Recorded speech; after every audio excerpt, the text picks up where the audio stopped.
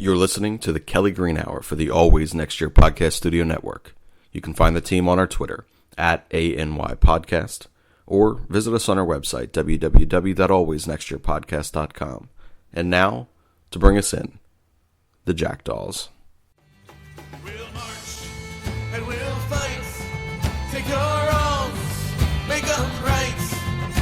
We'll kill and we'll win. Cleanse the land of your sins. Fix bayonets to your guns and take out those tea-drinking Huns. The Irish are done. The Irish are done. The Irish are done. Oh,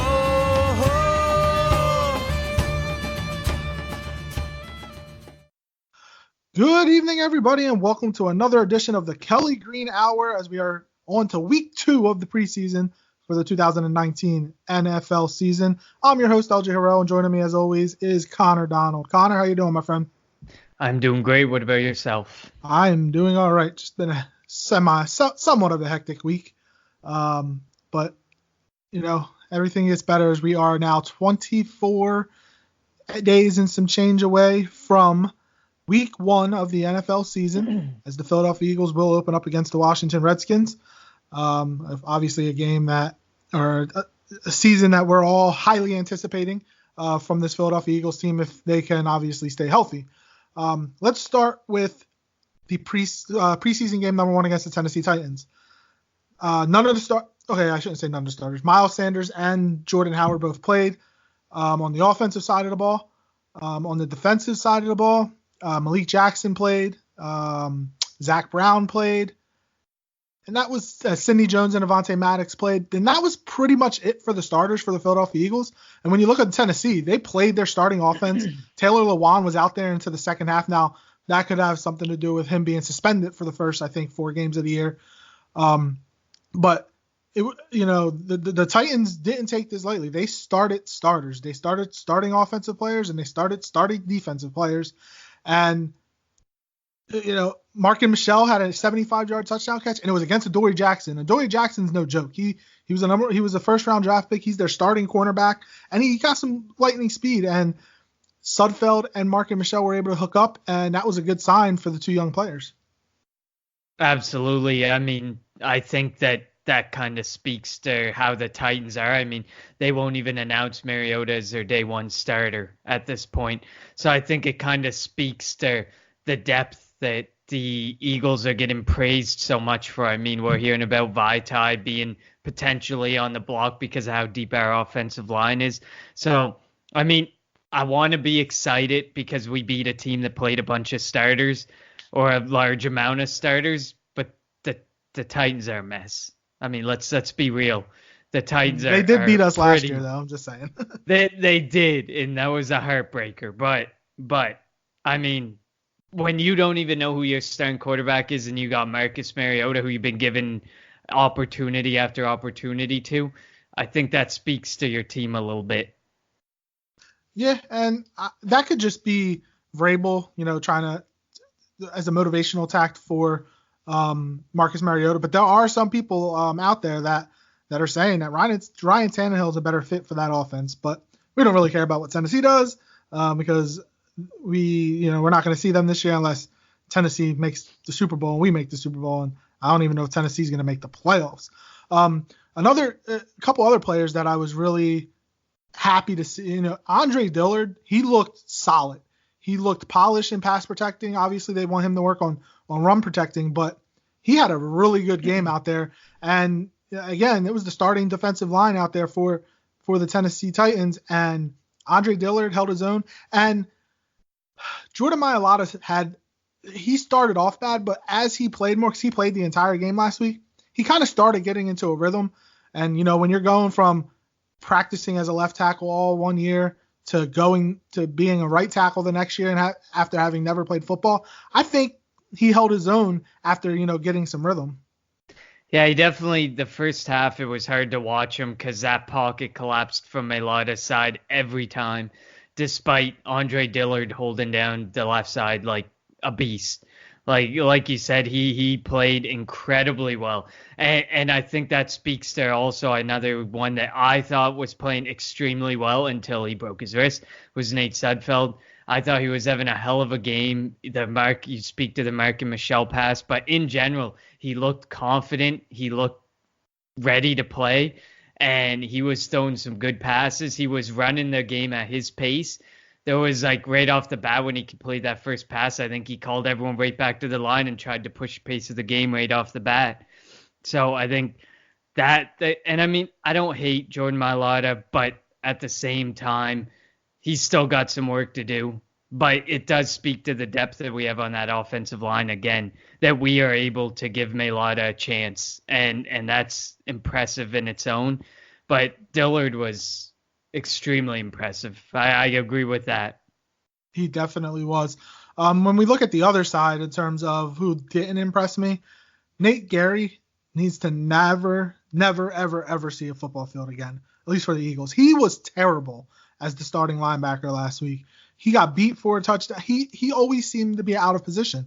It was just bad. Josh Hawkins, also another guy that played 10 yards off the ball and just could every play. And the Titans exposed that, doing some curls, doing some ins, and it worked against him. There are a couple players on the defensive side of the ball who just, you can cut them now, and I wouldn't shed a tear for them. And again, Nate Gary, I know that our depth at the linebacker position right now is a little suspect because Bradham hasn't been practicing, and Kamu Hill is going to be out for a couple more weeks. And Zach Brown's getting in. Zach Brown was all over the field for when he played. There are players that maybe don't look good in practice, but when you put them into a game situation, instincts kick in, and I think that's Zach Brown. Zach Brown's going to be on the field for this team week 1 against his old team, the Washington Redskins. And if Bradham can come back, I like that 1-2 linebacker punch that we have there. But Nate Gary should not be on the field. I don't care if he's good at special teams. I don't care if he puts in work. He's not a good football player. He can't cover. He can't tackle. He can't run. No, just he needs to not be on the football field. Absolutely. I mean, when I was watching him at the start, I was like, oh, he's not looking too bad. He's all over the field. But then when you look closer, it's like he's all over the field because he's at a position. He doesn't know what he's doing. He's lost. And that touchdown that he gave up, when you look at those replays, it looked like he didn't even try. Like there was no effort, no attempt to even defend the guy. And it wasn't that it was a huge mismatch, because if I'm not mistaken, it was a tight end. So, I mean, at least keep your pace a bit. But I was also impressed with LJ Fort. Fort was all over the field, too. Just like Brown, Fort was all over the place, making plays, trying to be involved in plays, which is really impressive. I think that's good for us that we have LJ Fort. Bradham's not practicing, but hopefully he's good for week 1. Then you got Brown, who's faced some criticism at practice, but like you said, as soon as you put some of these people into game mode, they do incredible. Another one that I was impressed by was Deshaun Hill. Deshaun Hall, yeah, he looked good. Deshaun Hall, sorry. With Osman going down, it's crucial that guys like him step up and take advantage of the opportunity they're being given. And we need depth, and we need guys who are going to play a rotational role for that behind Graham and Barnett. So to see that type of game, whether against starters or not against starters, it's a tough position to play, that defensive end position. And if you're beating a guy and you're getting tackles for losses, you're getting to the QB, you're making all these big plays, that's impressive in its own, no matter who you're against playing out of that position.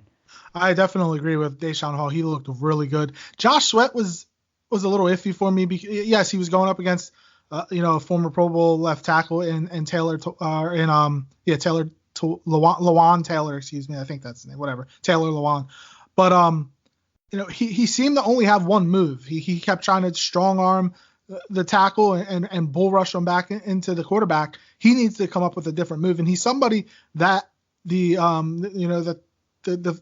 defensive side of the ball, all the coaches, they're going to depend upon, because as you mentioned, what depth do we have behind Brandon Graham and Derek Barnett? We don't really have much right now. They brought in Eli Harold. They're bringing in guys from other teams I don't want to say off the street, but guys that aren't on rosters right now because they don't have that depth at the defensive end position, which coming into this camp was one of my fears. We don't have any much behind them after losing Michael Bennett and Chris Long. And, this is, again, why I brought up the point last week about if Howie Roseman doesn't see consistency and doesn't see production from the defensive end position, will he make a move? Which in a little bit later in the segment, we're going to discuss Jadeveon Clowney because, the Texans are shopping him and kind of play a little fantasy GM and see what we would give up. But we need to see, coming up in this Jacksonville game, we need to see something from those defensive ends. Absolutely. I think that it'll be crucial that some of those guys step up, like Eli Harold, Deshaun Hall, and Josh Sweat. Sweat looks one-dimensional, so hopefully they're working with him and he's working on getting some other moves. I mean, maybe you can bull rush a tired left tackle or right tackle during a regular season game as a rotational guy, but it's not going to work all the time. So he definitely needs to work on that. And then one more position that I was kind of underwhelmed by, minus Marken Michelle and JJ Arcega-Whiteside, was the receivers. None of them guys could get off of coverage, off of bumping. Like, nobody really got open, and everybody's talking about, well, Sudfeld didn't throw the ball well, or Kessler didn't throw the ball well, or Thorson didn't throw the ball well. But there were receivers that were getting talked up. Greg Ward, Charles Johnson, I don't know if Braxton Miller played, Agadusi, like they could not get open. And for a team that everybody was talking about the depth they have at the wide receiver position, a lot of those young guys, a lot of those second and third, fourth string guys didn't really produce the way I thought they would produce. No, it did. It seemed like they were struggling to get open. I mean, the only person that really showed up for me, who I also think it's a shame he's hurt, but Dallas Goedert, that he was a big part to Sudfeld's success early on, and he was looking really good. And to the people who were saying that we don't have the number one tight end duo, I think Dallas Goedert really put that to rest. I mean, I know it's a preseason game, but I mean, he was running over people, he was dragging people, he was playing well. And Dallas Goedert's going to be a guy that some people could consider drafting in fantasy. I mean, we have Zach Ertz, but we're going to have a lot of two tight end sets out there on the field. Absolutely, and they've already made it clear that they're going to put a lot of two tight end sets, and I wouldn't be surprised to see it. I mean, Goddard and Ertz could get a nice lion's share of touchdowns if they run two tight end sets when they're down in the red zone. But yeah, the wide receivers, they definitely underwhelmed for me too, but maybe that's just in practice they look good when you don't got pads on or you're not hitting or anything, not being too aggressive. Maybe it just speaks to who they are on an actual football field. Maybe that's why Charles Johnson went from NFL to the AAF back to the NFL. Maybe it speaks to some of those, and Greg Ward and Braxton Miller, who have struggled to make a roster. Maybe that's what it's speaking to, is their inability to just to be able to perform on the field consistently. And maybe it's just that they look good in practice, and that's all that it is. They're just meant to be on the practice squad. Yeah, and these last three preseason games are going to be important for guys like that. Let's move over to the quarterback situation. Nate Sudfeld was having an up and down day. He had that really good the 75-yard touchdown to Marken Michelle, as we mentioned. Then he on a roughing the passer, he broke his wrist. He's out for about 6 to 8 weeks, which means he's going to miss the first 3, maybe 4 games of the regular season. Right now, we're stuck with Cody Kessler and Clayton Thorson as the backup quarterbacks to Carson Wentz. Obviously, we don't want nothing to happen to Carson Wentz, but if for some ungodly reason something were to happen to Carson Wentz, do you have any faith in Cody Kessler? And if not, which I'm going to assume you might not, what should the Eagles do at the quarterback position? I'm not the one who's going to be impulsive and jump here. I don't think we need to make a move, but that doesn't mean I have a ton of confidence. So, I mean, I think you can work with the QBs that you have and just have, I guess for me, it's the big thing is you have to have some trust and confidence in the rehab and the time that Wentz has been given to heal. And that we don't have to worry about an injury. We don't have to think about an injury. We don't have to think about any of that. And Sudfeld will come back in week 3, and all this overreaction post preseason game 1 was all for none. I think that this reaction on Twitter, this reaction in general, just speaks to the fans and their feelings on Wentz and the injury-prone label that's been given. I mean, I do not have a ton of confidence. I have zero confidence in Thorson. Let's get that out of the way. I don't think injury or no injury to Wentz, Sudfeld, even Kessler, I don't think he should be on the team. He shouldn't even make the roster. But I do have enough confidence in Kessler that it's 3 games without Sudfeld. And those are 3 games. And we've shown based on last year that you can come back from a slow start. So I wouldn't rush out grabbing another backup quarterback or anything like that unless these next 3 games really, really are like the last game where they were 4 for 9 and 2 for 9 or some ungodly numbers. But though that's my belief. I don't think we need to rush out and get someone. All the people calling for Colin Kaepernick, I don't think it's necessary, and that's not because I don't respect Colin Kaepernick, because I absolutely do, and everything he stands for. I just don't think there's a need to go out and spend money and have a little bit of faith in the time that they've given Carson Wentz and the rehab that they've given him. And it's just 3 weeks. If it was season ending, I think I would have a completely different reaction, but it's only 3 weeks. And I don't think that we have to stress Carson Wentz's health as much as some people are. So I'm in agreement with you. We don't have to stress his health. I think he's going to be fine. I think he's going to play 16 games this year. My thing is, it's all about having the best football team you can have, correct? Absolutely.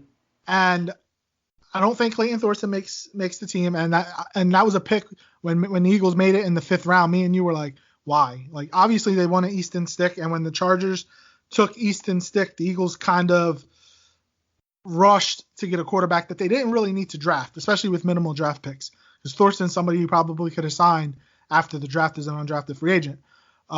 But Cody Kessler, who's been around the league, he had a couple wins with the Jaguars over the last couple of years. He played with the Browns. I'm of the belief if you want to build the best roster, you bring in the best players, whether they're starters or backups. And what I think Howie Roseman is doing, he has his eyes out there, he has his ears out there. If something were to percolate, like if the Miami Dolphins were going to start Josh Rosen and for the right price, the Eagles could get a Ryan Fitzpatrick, I think they would do it. And again, I'm also in agreement with you that if it was a longer-term injury, a move definitely would have been made by now, because you can't go into the season with Cody Kessler as your main backup unless, without competing with somebody who has NFL experience. When it happened, my first reaction was Colin Kaepernick. Look, I understand why people are against Colin Kaepernick. I get it. Whether you agree or disagree, he has never been arrested. He's never beaten up on anybody, and yet he's the one being blackballed from the NFL. I think he can be a good quarterback in the right system under the right coach. He took the Niners to a Super Bowl. Like, that's nothing. That's nothing to laugh at.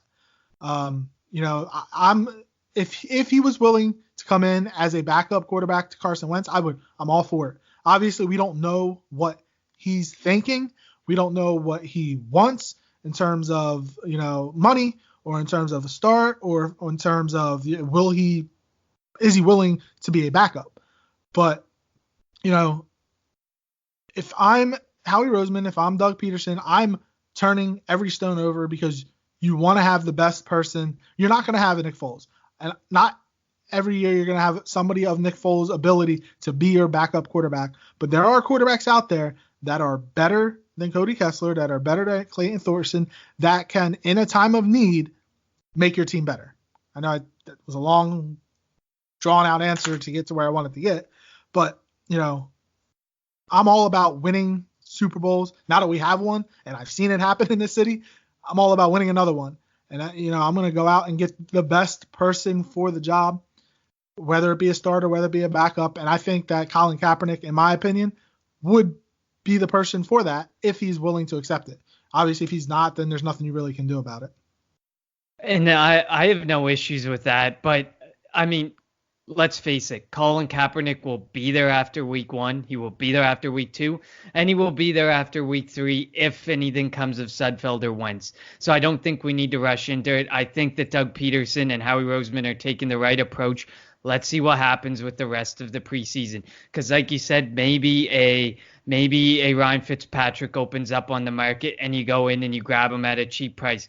Maybe there's somebody else out there who will have a good preseason and Howie will say, I'll trade a very low end pick, or I will trade someone we're going to cut and I will take him if Kessler and Thorson are as bad as, well, Thorson's not going to be on the team, but if Kessler is as bad as as people are assuming he will be, then maybe you go out and you do that. But Colin Kaepernick will be there every step of the way if ever we need to call on Colin Kaepernick. No, like you said, he's being blackballed. There's nobody going out there in an urgent need. There were teams in more dire situations last year, and they wouldn't even pick up a phone and call Colin Kaepernick. So I don't think that we have to worry about him going anywhere or us losing the chance at getting him.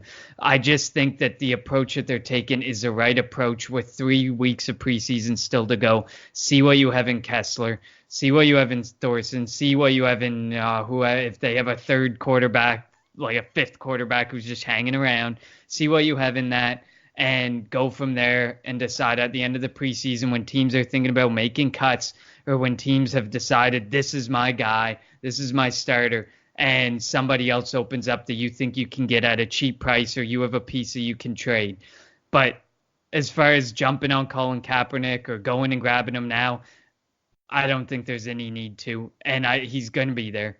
If we need him, he will be there. But I think that Howie Roseman is of the belief that, yes, he wants to build the best team. And I agree Colin Kaepernick would give us a good chance if something were to happen to Wentz and Sudfeld. But I also think that there's other people who are currently in the NFL that Howie probably has his eyes on that he thinks will provide equal opportunity or better opportunity because they're in the NFL and they've been playing. Yeah, I agree. So we'll see what happens over the next couple of weeks in regards to the offense and the quarterback position. Let's talk about the starters real quick. Do we expect I'll start with offense. Carson Wentz. We know that Lane Johnson isn't playing for the preseason. Dallas Goedert's out. Jason Peters most likely isn't going to play at all. But, do you think whether it's the Jaguars game or whether it's at home against the Ravens next week that we'll see a Carson Wentz, Deshaun Jackson, Alshon Jeffrey, Nelson Aguilar, Zach Ertz? Do you think we'll see any of the offensive skill position starters, or are they going to use the joint practices against the Ravens next week as a game situation because Wentz will have the red jersey on, so you can't touch him in practice, and use that and have him just go right into week 1 against the Washington Redskins and we'll get what we get out of Carson Wentz? The only person who I think should play is Carson Wentz, and I'm probably in the minority in saying this, but he should see a very limited preseason playing time.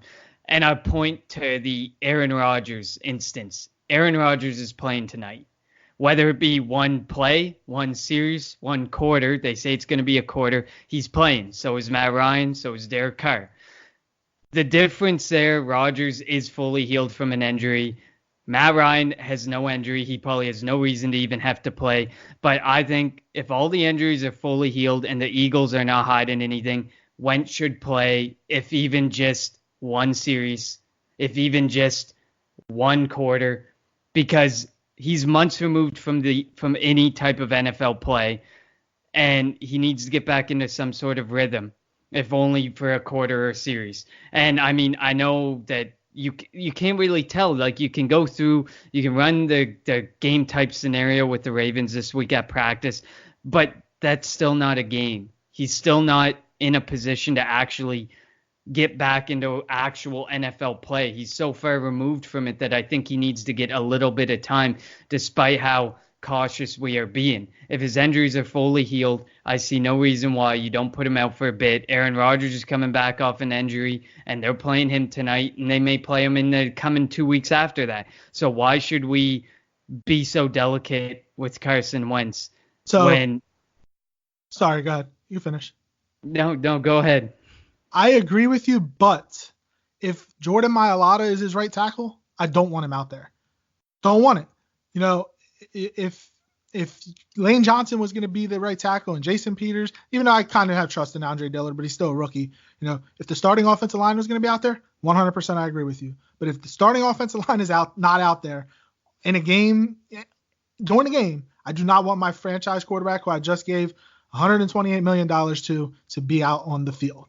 I guess we have to watch and see with the Green Bay Packers. If we have some of the best depth on an offensive line, I get it, and but they're going to go put out Aaron Rodgers behind his second-tier guys. No. Aaron Rodgers is going to be out there with starters. Plus, Aaron Rodgers has a new coach, so he's learning a new system. So that kind of makes more sense for him playing.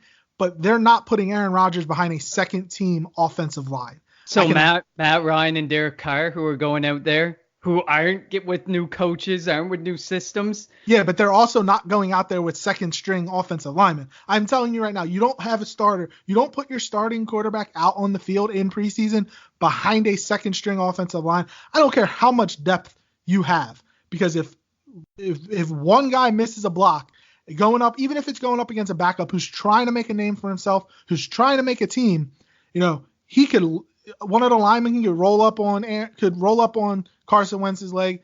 Something happens to him, he's out for a couple weeks. I think the unfortunate reality about our offensive line is the age of the starters. You're not going to play Peters. You're not going to play Kelsey. Brandon Brooks is coming off a major injury. You're not going to put out Lane Johnson. And that's the issue that you've created because of the age of some of these guys, or because they're coming off of injuries, or because they're healing.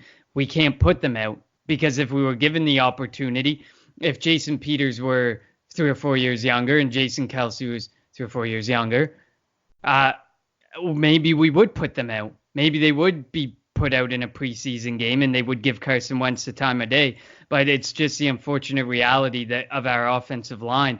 But I think you put Carson Wentz out there week 1 and think that he's just going to get right back into NFL play like it's nothing. It's going to be a slow first couple games, I think. Well, despite the offense, despite the weapons you have, we watched Carson Wentz last year coming back from that ACL injury.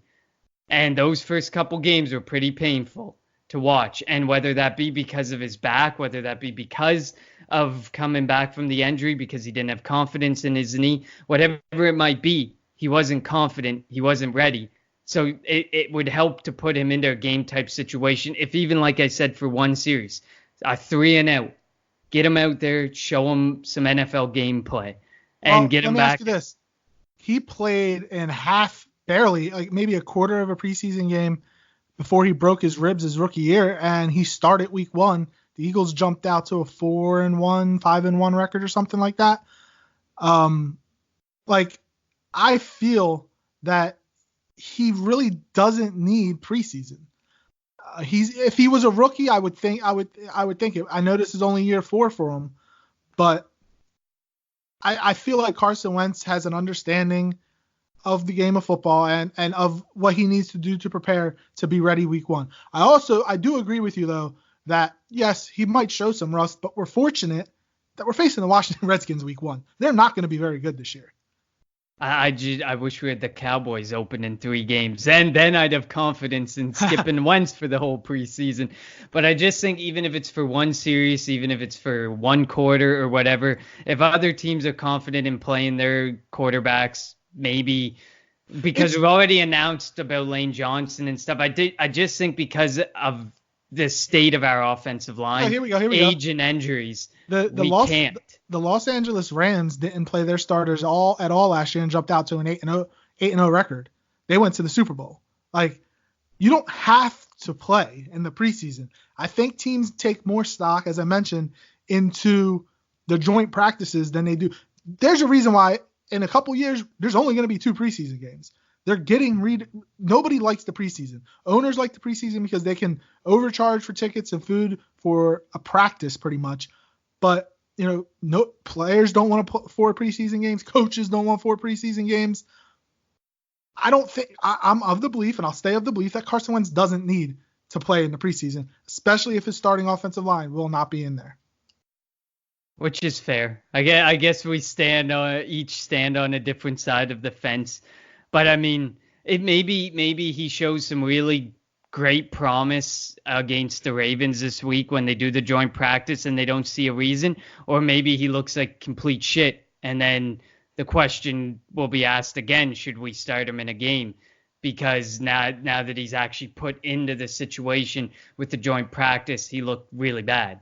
Maybe then we decide maybe we should play him for a little bit, whether it be a series or whether it be a quarter. But I think I will put a lot of stock in what happens at the joint practices and how he looks in the joint practices to whether or not they think about playing him during the preseason. Yeah, I get what you're saying. To finish off the point, my number one key for this is Carson Wentz needs to be healthy week 1 of the season. That means you put him in bubble wrap until September 8th. You put him in bubble wrap until September 8th, because I don't think Cody Kessler is winning you a game, even if it's against the Washington Redskins, week 1 of the season. Carson Wentz can go out there. He was better at 70% that he played at last year than 100% Cody Kessler. I want Carson Wentz healthy week 1. And if that means not playing the preseason, I don't want to see him in preseason. I guess we'll never know if he doesn't play the preseason. That's true. All right, so let's jump to this week's game against Jacksonville. A couple players that you are interested in seeing. Somebody that, do you think we'll see any? We won't see Wentz, but do you think we'll see some defensive starters? And some of the younger players that you want to see, hopefully maybe build off of their performances from the Titans game. Well, 2 that I'm definitely looking at are Kessler and Thorson, because they had brutal first preseason games. So as we look and talk about the backup quarterback situation, we got to see what we have in these 2 guys over the next 3 games. And it sounds like they will both generally play a half each. Mm-hmm. So, I mean, that's definitely a great sample size. You're going to get 3 halves out of each of them. So you can really weigh out who should be the backup, if Thorson's worth bringing onto the team as a third quarterback for the first few games or not. Also, JJ Arcega-Whiteside, I guess from what I've read, he's a favorite of Kessler's in camp. So I expect that Cody Kessler will probably look his direction lots, especially without Dallas Goedert, because the starting tight end now would be Joshua Perkins. So, I mean... Or Richard Rodgers if he's healthy. Or Richard Rodgers if he's there and available. So tough to say there, but I mean, your next biggest weapon out on the field is going to be J-Jaw. So there's a good chance that Kessler and Thorson will probably look his way a lot, and we could see J-Jaw, I like that. we could see a lot from him. I also have Jonathan Cyprien with Blake Countess gone and the linebacker depth wide open. I just put that equals opportunity. He has an opportunity to prove. I think he makes the team. I think with the Countess gone and there's issues at the situation at linebacker, I think he definitely makes the team. And he plays as one of those flex options, kind of like Jenkins. He'll come up in linebacker. He'll play safety. You can put him out for a multitude of different situations and scenarios. And if he makes the team, you don't have to do that with Jenkins anymore. You can just put Cyprien and take one of the linebackers off the field. Yeah, which would be even better because you can just have Jenkins focus on that one position. And we know all the depth we have at defensive end, assuming some of those guys get healthy before the season starts. So you won't have to take him over to cornerback, or shouldn't have to. So it would allow him to just focus on his position, even though maybe he's better at focusing on a multitude of positions. I also have Eli Harold, Deshaun Hall, and Josh Sweat. We got Graham, we got Barnett, then a whole lot of question marks. So it's about who can rotate in and give us those valuable snaps. So I'm interested to see what those 3 can bring to the table, and if they can bring enough that they will give us those valuable snaps during the season. And my final one, this is a personal, exciting one, Boston Scott's preseason debut, because I really like Boston Scott. He's not making the team. I really liked what I heard from him and saw from him before they brought Darren Sproles back, because now his chances of making the team are probably slim to none because of that. But I would definitely take him over like Josh Adams and the non-existent Corey Clement at this point. I would take Corey Clement over Boston Scott. That's just. I'd like to see Clement first before I decide on that. So a couple players for me. I want to start at the linebacker position. Alex Singleton, I think, has a really good chance to make the team, along with T.J. Edwards. Did you know that Singleton graded out as the top player on PFF last week for the Eagles? So really, there's potential. I think that, I want to see him. You need that type of crazy. Like, he's like a Brian Bremen type. He can be a leader on special teams. So that's somebody that I want to see get some opportunities on defense tonight or against Jacksonville. Also, Mailata and Dillard. You rarely ever talk about the offensive line, but there are backup tackles. If anything happens to Jason Peters, if anything happens to Lane Johnson, like Lane Johnson's out of the preseason, he's questionable for week 1. It's important that those guys stay up. Those guys continue to progress forward in this offense, because you're going to be blocking for the franchise. So it's going to be key to keep those guys out there healthy and continuing to progress forward. I also want to see more of Miles Sanders. He only got a couple carries last week, but Miles Sanders is going to be the starting running back for this team as a rookie. Yes, I know we traded for Jordan Howard, but Miles Sanders is the best running back on the roster. He can be a 3-down back. I would love to see him just get a couple carries. Let's see what he can do, even without the starters, and then keep him healthy for week 1 against the Redskins.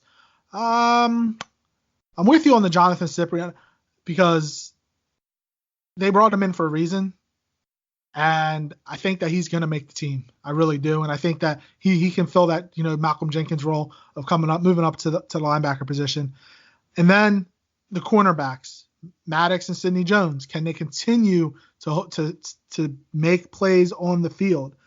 So I'm high. You're high on Rasul Douglas. I'm really high on Sidney Jones, and I think we're both high on Avonte Maddox. There's your trio of corners that I think that by week 17, that's who's going to be on the field for the Eagles defensively. And I just want to continue to see them progressing, staying healthy, especially in Sidney Jones' case, because we know what he's gone through the last couple of years. But that's what I'm looking forward to against the Jaguars. Yeah, and I definitely agree on the Mailata spot. Less Dillard, because I think I have a lot more faith in Dillard, but I really want to see more from Mailata. I mean, as the game progressed, he got a bit better last year during the preseason. You didn't get to see a whole lot of him, but letting him play a whole game, if he can play 4 full preseason games for us, I think that experience will be humongous for him and his development as a player. And at the start of my way too early depth chart that I created 2-3 months ago, I didn't have him making it. But if I can see that continued progression from that first game through game 2, game 3, and game 4, and being able to stand there and protect and hold the pocket, sometimes you're going to have your collapses. It happens. But if he can really prove himself and hold that pocket and protect Kessler and Thorson, I would have a lot of faith in him protecting Carson Wentz back there. And I think that we've kept him for a reason. And I mean, you're taking this guy who came from a rugby background and have literally molded him into what it seems like Howie and Doug Peterson believe is the future right tackle of this team behind Lane Johnson. Or maybe they might be able to even move him around, make him a bit more flexible across the line once they get the tackle side down.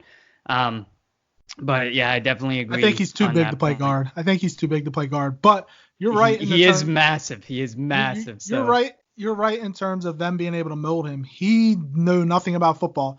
The only disadvantage to that was last year he was learning left tackle, so everything was from the left side of the field. So coming into this year, I was like, all right, now you're going to be right tackle. So then you have to kind of flip everything. And it's not an easy switch, believe me. Playing offensive line, if you've been doing something, if that's the only thing and you have to switch to the other side, it's harder than you think. But I think it's definitely invaluable experience to know and to have a slight understanding of both sides. For him, I mean, you can teach him anything because he is so raw. Like, it's good to teach him as much as you can and to maximize that potential. So if he knows a bit of the left side, if anything ever comes up that you might need him over there, or the right side, if anything ever comes up, you have him over there. well, we But have I Andre. mean, We have Andre Dillard for the left side. So you do, well, but I mean, worst case scenario, I guess. And I am excited to see Miles Sanders more too, but I think because of the foot issues that he's had, they're really keeping his series on the field very limited during the preseason. As much as I'd like to see more from him, because Josh Adams, painful. The fumble, Donnell Pumphrey, as soon as he painful fumbled, I said to he was. watch. Yeah, Like, as soon as Adams fumbled, I said he's off. Like, he's not making the team. We know Jordan Howard, Miles Sanders, and Darren Sproles are on the team. There's a spot for one, maybe two. Depends on if they want to go heavy at other positions. But I still think that Corey Clement has the upper hand. Obviously, if he doesn't get on the field, that could be a different story. But, fumbling the ball in your first carry of preseason, yeah, that's not a good look.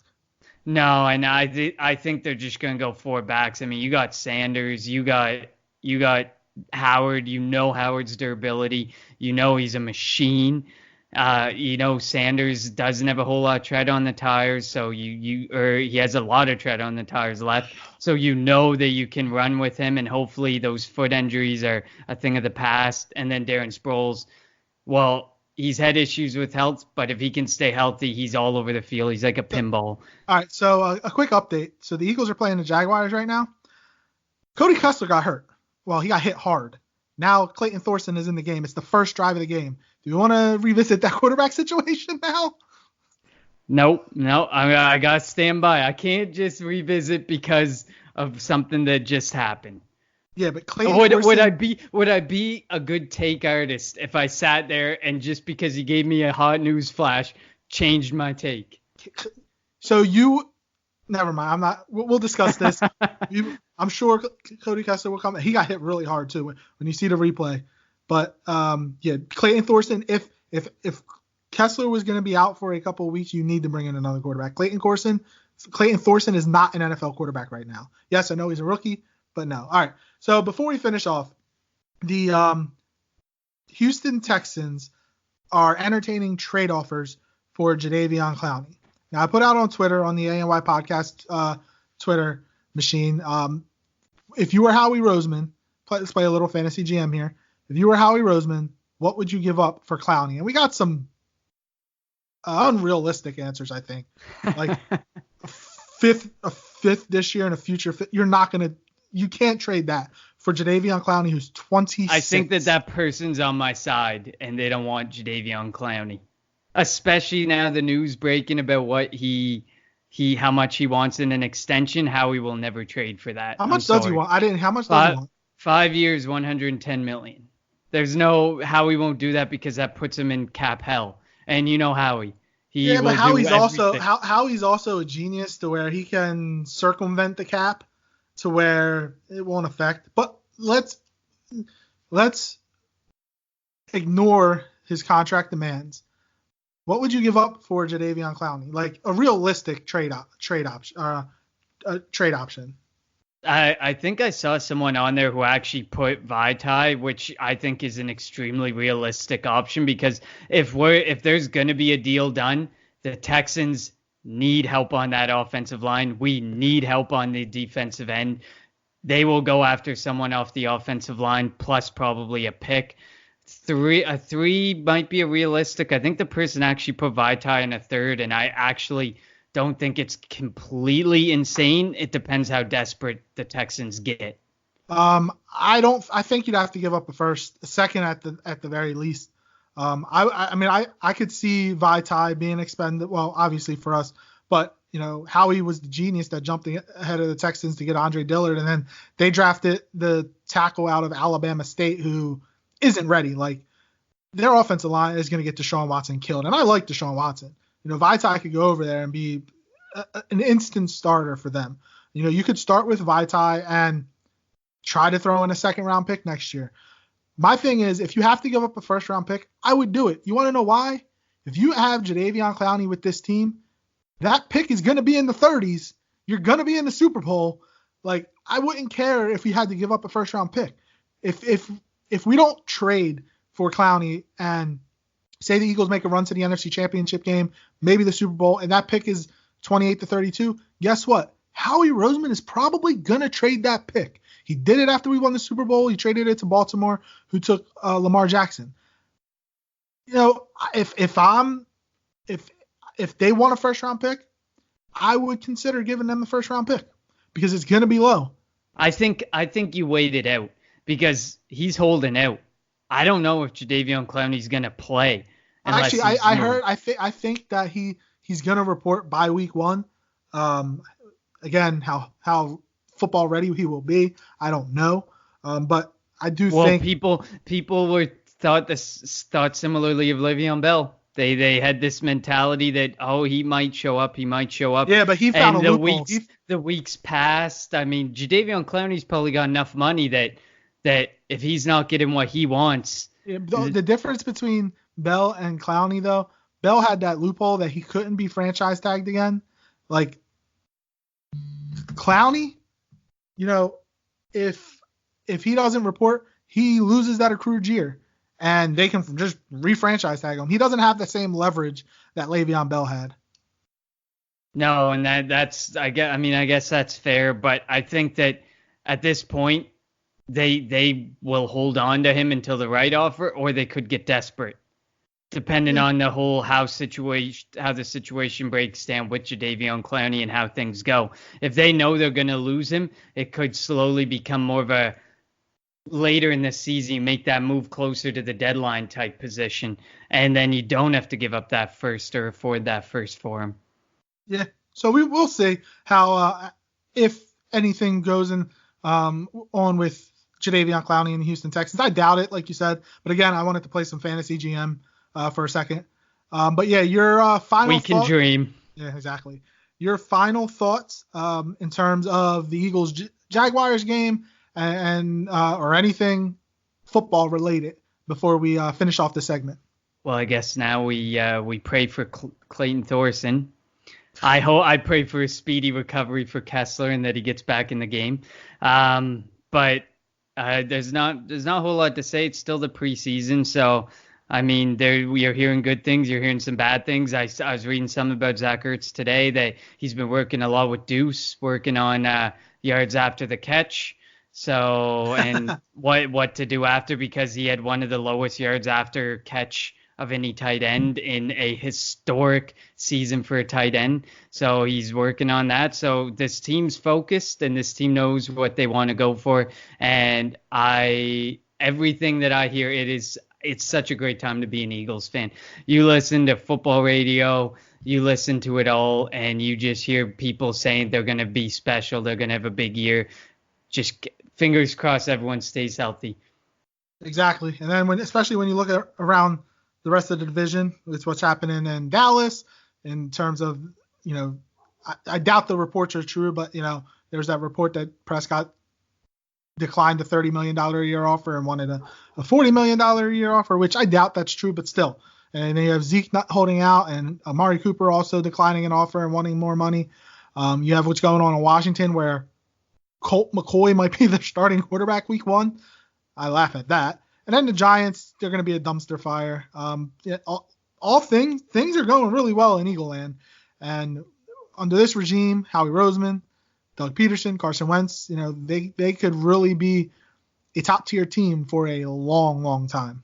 I actually saw the blog on Twitter blogging the boys or whatever they went on a massive rant about how done they are with the Cowboys and why can't our manager be like Howie Roseman. He never is in cap trouble. I should have shared that tweet to you. It was hilarious, man. I was like, man, you have blogging the boys. You can't say that. You can't be going on talking about how great Howie Roseman is, as amazing as he is. I would never praise anything to do with the Cowboys. Well, it's true though. You know, Howie Roseman is somebody that takes his job seriously, and when you have him and not Jerry Jones running things, you have nothing really to worry about if you're an Eagle fan. All right, I guess I'll throw in one final thought. Go ahead. Thank God we signed Wentz when we did, because whatever Prescott ends up getting, that we would have had to top that, because Wentz is better than Dak. 1,000%. So we'd probably be paying that first $40 million a year quarterback right there. Probably. And now it's going to be Pat Mahomes, probably.